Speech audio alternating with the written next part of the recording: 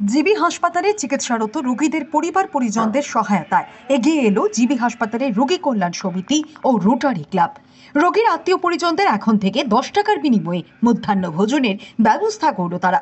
31শে March এই পরিষেবার উদ্বোধন করেন মুখ্যমন্ত্রী ডক্টর মানিক সাহা। নিজ হাতে রোগীর আত্মীয় পরিজনদের হাতে মধ্যাহ্ন ভোজন তুলে দেন। ত্রিপুরা গভর্নমেন্টের স্বাস্থ্য দপ্তরের একটা বিশেষ উদ্যোগ বলা যায়।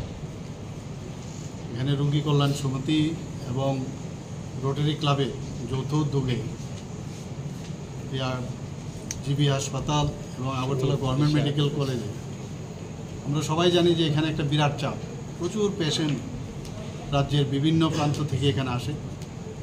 কিন্তু শুধু তো রোগী আসে না, পাশাপাশি ওনাদের যারা পেশেন্ট পার্টি তারাও কিন্তু আসে, কিন্তু অনেক সময় বসে থাকতে হয়, খাবে কোথায় ইত্যাদি। তো এই কারণে এই যে আমি বললাম আমাদের রোগী কল্যাণ সমিতি এবং আমাদের রোটারি ক্লাবে যৌথ উদ্যোগে একটা ডিসিশন নিল, যারা বাইরের থেকে রোগীর সাথে আসবে অনলি 10 টাকার পরিবর্তে তাদেরকে মিড ডে মিলের ব্যবস্থা করা।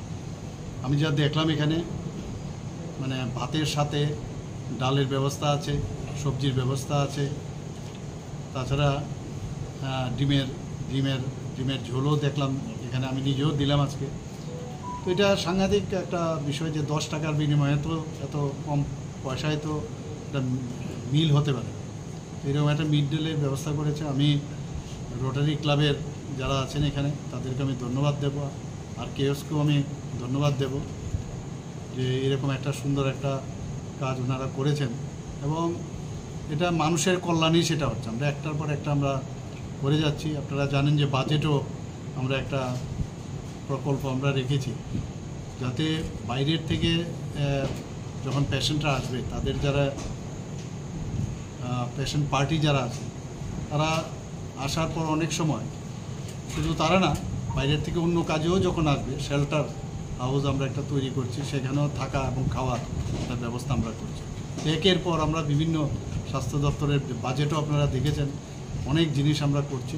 আশা করি মানুষের কল্যাণের এই সরকার এবং সেই দিশায় আমরা কাজ করব। মাননীয় প্রধানমন্ত্রীজিকে আমি ধন্যবাদ দিতে চাই, উনি যেভাবে মার্গদর্শন আমাদের দেখান আমরা সেইভাবে কাজ করছি। স্যার